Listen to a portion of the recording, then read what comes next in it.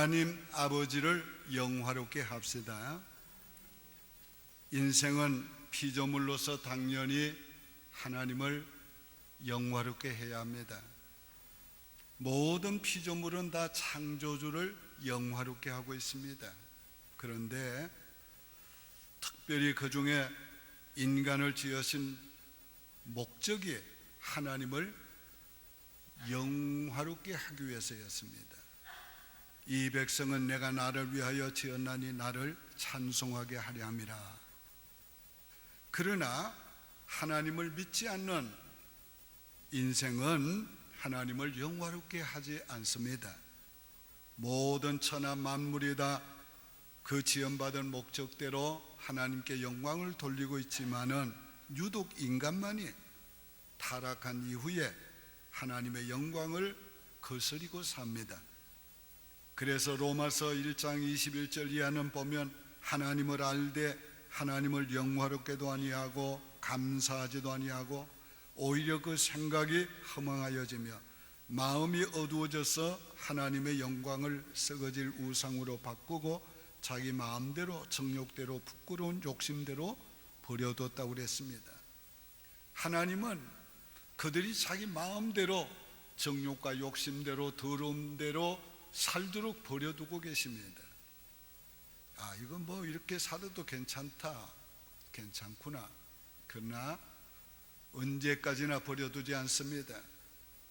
인간은 한 번은 반드시 하나님 앞에 심판대 앞에 서야 합니다. 하나님의 자녀는 더욱 하나님 아버지를 영화롭게 해야 합니다. 우리는 단순히 피조물로서 하나님을 영화롭게 하는 것이 아니라 하나님의 자녀로서 하나님 아버지를 영화롭게 해 드려야 합니다. 하나님이 우리를 어떻게 자녀를 삼으셨습니까? 에베소 1장에는 이렇게 기록하고 있어요. 창세전에 그리스도 안에서 우리를 택하사 우리로 사랑 안에서 그 앞에 거룩하고 흠이 없게 하시려고 그 기쁘신 뜻대로 우리를 예정하사 예수 그리스도로 말미암아 자기의 아들들이 되게 하셨다. 창세전에 그리스도 안에서 우리를 택하셨다고 그랬어요. 이 세상을 시작하기 전에 하나님의 계획 속에 우리가 있었단 말이에요.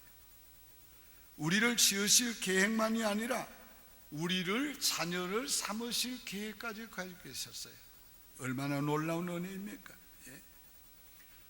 그뿐만 아니라 그의 기쁘신 뜻대로 우리를 예정했다고 그랬어요. 불쌍해서 한 게 아니고 억지로 하신 것이 아니고 하나님의 기쁘신 뜻을 따라 했어요. 아마도 하나님께서 우리를 택하시고 자녀로 삼으실 계획을 하시면서 하나님이 너무 좋아서 웃으셨을 거예요. 그렇지 않아요? 기뻐하셨을 거예요. 그 일을 예수 그리스도를 통해서 이루어 주셨습니다. 우리를 자녀를 삼으시는 그 계획을 이루시기 위해서 그토록 사랑하시는 독생자 예수 그리스도를 아낌없이 내어주시고 그 아들의 공로로 때문에 그 아들 안에서 우리를 자녀를 삼아주신 겁니다. 우리를 자녀를 삼아주신 목표가 보니까 그 앞에 거룩하고 흠도 점도 없게 하시려고, 그래서 그런 존재로 서게 하시려고.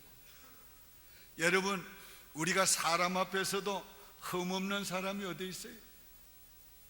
흠 없는 사람 손 들어봐요. 깨끗하네. 그럴 수 없잖아요. 왜? 한 사람도 드는 사람이 없으니까. 사람 앞에서도 흠 없는 사람이 없어요. 그런데 하물며 하나님 앞에서 불꽃 같은 눈으로 우리의 심령을 살피시고 정말 우리의 깊은 것을 보시는 하나님 앞에서 흠도 티도 없는 거룩한 존재로 세우시기 위해서 얼마나 놀라운 은혜입니다. 이런 놀라운 축복을 받은 우리는 하나님의 자녀로서 하나님을 영화롭게 해야 합니다. 우리가 하나님의 자녀가 아니라면 그저 의무적으로 갈 수도 있겠지만, 하나님의 자녀는 아버지를 사랑하는 마음으로 영화롭게 합니다. 자, 영광은 곧 반사체라는 뜻이, 오늘 하나님을 영화롭게 한다는 말은 하나님을 반사한다는 말. 아들은 아버지를 나타내고 보여주는 반사체입니다. 자, 예수님은 하나님의 아들로서 하나님을 나타내고 보여주는 반사체였어요.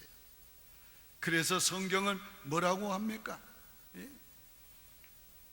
예수 그리스도의 얼굴에 있는 하나님의 영광. 그런데 인간은 눈이 어두워서 육의 눈으로 예수님을 볼 때는 예수님은 그저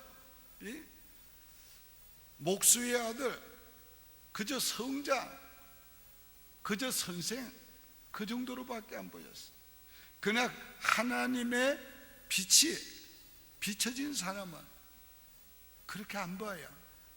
자, 성경이 이렇게 말씀했어요. 하나님께서 예수 그리스도의 얼굴에 있는 하나님의 영광을 아는 빛을 우리 마음에 비추어 주셨느니라. 하나님의 아들의 얼굴에 있는 하나님의 영광을 알 수 있도록 우리의 영혼에 빛을 비춰주셨어요. 그래서 오늘 우리는 예수 그리스도의 얼굴에 있는 하나님의 영광을 보고 하나님을 봅니다. 얼마나 감사한 일이에요. 자, 이 빛을 받은 우리는 어떻게 해야 됩니까? 그러므로 우리를 통해서 하나님 아버지의 아름다움과 그 영광스러움이 드러나야 합니다. 자, 영화롭게 한다는 말은 아버지의 아름다움과 강체를 드러내는 걸 말하는 거예요. 하나님이 하나님 되심을 드러내는 걸 말하는 거예요. 이것이 우리 하나님을 영화롭게 하는 것입니다. 우리는 하나님 아버지를 반사하는 반사체로 살아야 합니다. 오늘 본문에서 예수님께서 하나님 아버지를 영화롭게 하기 위해서 어떻게 사셨는가를 이야기하고 있어요. 오늘 이 말씀을 통해서 우리도 하나님을 영화롭게 하는 삶을 배우기 원합니다. 첫째로 아버지를 영화롭게 하는 것이 먼저입니다. 5절에 4절에 아버지께서 내게 하라고 주신 일을 내가 이루어 아버지를 이 세상에서 영화롭게 하였사오니. 자, 아버지를 영화롭게 하는 것이 우선이었습니다. 예수님은 아버지를 영화롭게 하는 것을 최우선으로 목적으로 삼으셨어요. 예수님은 아버지를 영화롭게 하는 것이 삶이었고 일이었어요. 예수님은 아버지를 영화롭게 하는 것을 그 모든 삶의 우선으로 삼았어요. 여러분, 이것이 삶의 기본이요, 이것이 모든 일의 기본이어야 합니다. 이 기본이 바로 되지 않으면 하나님을 위해서 산다는 것은 하나의 허구에 불과하게 돼요. 하나님 아버지는 우리 인생의 첫째가 되셔야지 둘째가 되실 분이 아니에요. 그래서 십계명의 제1계명이 뭡니까? 오직 하나님만 섬기라고 그러십니다. 하나님만. 자, 물어봅시다. 지금 당신은 하나님의 영광이 먼저입니까? 대답이 왜 시원찮아요? 당연히 시원찮지. 그게 양심적인 거예요. 그렇다고 또 아멘 한 번은 비양심적이란 말은 아니고. 여러분 자신이 내 영광이 먼저입니까? 대부분이 그렇지. 자, 오늘 우리가 하나님 아버지를 영화롭게 드려야 되는데 어떻게 해요? 아버지를 영화롭게 하기 위해서 아버지의 뜻을 이루어 드렸다고 그랬어요. 자, 하나님을 영화롭게 하기 위해서 결코 내 마음대로, 내 생각대로, 내 뜻대로 살지 못해요. 하나님의 생각대로, 아버지의 뜻대로 살아야 합니다. 하나님의 뜻을 살아야 하고 그 뜻을 이루기 위해서 죽기도 해야 돼요. 예수님은 이 땅에 오신 것도 아버지의 뜻을 이루기 위해서 오셨다고 그랬어요. 내가 하늘에서 내려온 것은 내 뜻을 행하려 함이요 나를 보내신 이의 뜻을 행하려 함이니. 예수님은 아버지의 뜻을 행하기 위해서 아버지의 뜻을 전하였고 아버지의 뜻을 따라서 일하셨어요. 예수님은 아버지의 뜻을 행하기 위해서 사셨어요. 또 예수님은 아버지의 뜻을 행하기 위해서 죽으셨어요. 자, 예수님의 죽음은 아버지의 뜻이었어요. 이 죽음을 앞두고 아버지의 뜻을 행하기 위해서 예수님이 겟세마네 동산에서 땀방울이 핏방울이 되어 떨어지는 것 같이 고뇌하며 기도하셨어요. 자, 마태복음서에 보면은 이렇게 기도했어요. 내 아버지여, 만일 할만하시거든 이 잔을 내게서 지나가게 하옵소서. 그러나 나의 원대로 마옵시고 아버지의 원대로 하옵소서. 여러분, 아버지의 뜻대로 하는 것은 쉬운 일이 아니에요. 그러므로 아버지의 뜻대로 하기 위해서 때로는 고뇌하며 몸부림치며 기도해야 돼요. 기도하지 않고 아버지의 뜻대로 자기의 뜻을 버려야 되는데, 아버지의 뜻을 행하려면 기도하지 않고 자기의 뜻을 버리고 아버지의 뜻을 따를 수는 없어요. 기도하되 때로는 예수님이 심한 통곡과 눈물로 기도하신 것처럼 우리가 심한 통곡과 눈물로 기도해야죠. 아버지의 뜻을 행할 수가 있습니다. 자, 오늘날 예수 믿으면서도 자기의 뜻대로 사는 사람이 얼마나 많아요? 얼마나 많아요? 자기의 생각대로 살면서 자기의 생각대로 말하고 행동하면서 마치 자기가 아버지의 뜻대로 사는 존재이냐. 오늘 그런 사람이 얼마나 많습니까? 자, 또한 아버지의 뜻대로 산다고 말하면서 희생하지 않는 사람이 얼마나 많아요. 어렵다고 안 하는 사람이 얼마나 많아요. 아버지의 뜻을 알면서도 하기 싫다고 안 하는 사람이 얼마나 많아요. 여러분이 진정 하나님의 자녀라면 아버지의 뜻대로 살려고 하지 않았던 것을 회개해야 합니다. 여러분, 정말 회개해야 돼요. 회개해야 돼요. 오늘 예수 믿는다고 하면서, 예수님의 하나님의 자녀라고 하면서 자기의 생각대로 자기의 마음대로 하면서 살기 때문에 오늘날 교회가, 오늘 교회로서의 역할을 못하는 거 아닙니까? 그러면서도 남탓만 한다는 말이에요. 그러면서도 남탓을. 우리 모두 회개해야 돼요. 지난번에 IS 문제를 위해서 우리 교회가 기도하니까 IS 문제를 위해서 기도하는 교회는 처음 봤대요. 그것도 금식 기도하는 교회는. 그럼 IS가 왜 일어나는가, 그걸 나한테 물어요. 왜 일어나요, IS가? 오늘날 그리스도인이 진짜 예수쟁이가 없기 때문에 그런 거예요. 적기 때문에. 진짜 주의 뜻대로 살는 사람이 적기 때문에 그런 거예요. 교회가 타락하니까, 나라와 민족이 타락하고, 이 타락한 미국과 유럽을 하나님이, 아시아도 포함되겠지요, 막대기로 사용하는지도 모른단 말이에요.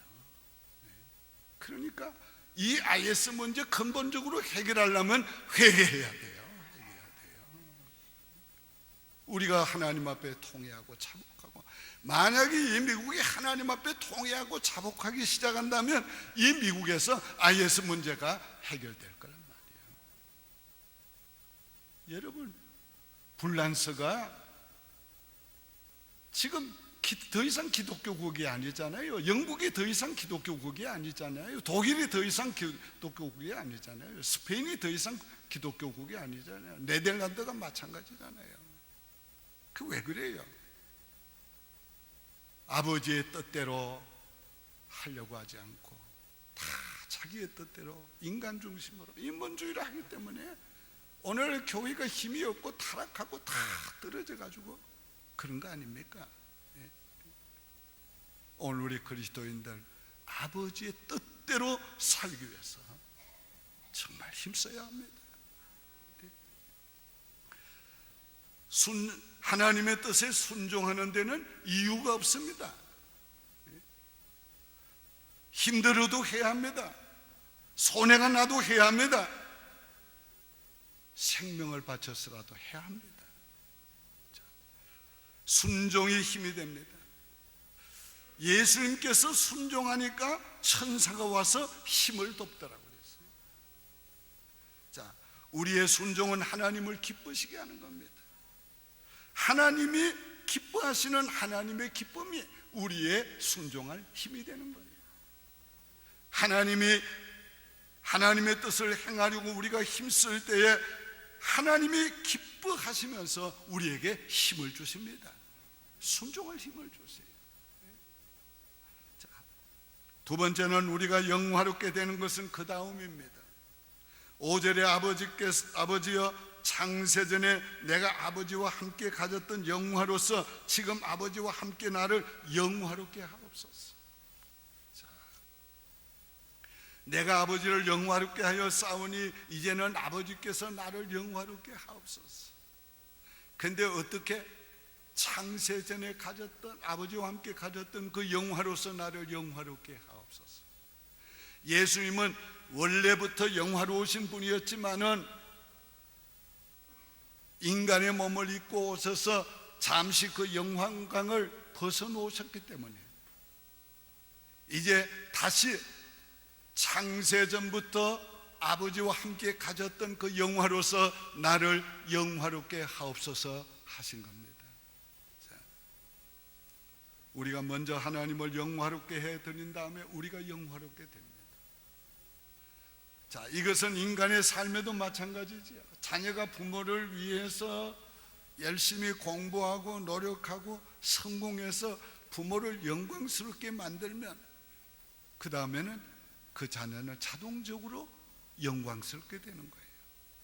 오늘 우리가 하나님 아버지를 영화롭게 해드리면 우리는 그리스도 안에서 자동적으로 영화롭게 되는 겁니다. 자, 예수님이 기도하실 때에 자신만을 위해 기도한 거 아니고 제자들만 위해서 기도한 것이 아니고 구원받은 우리 모두를 위해서 기도했어요.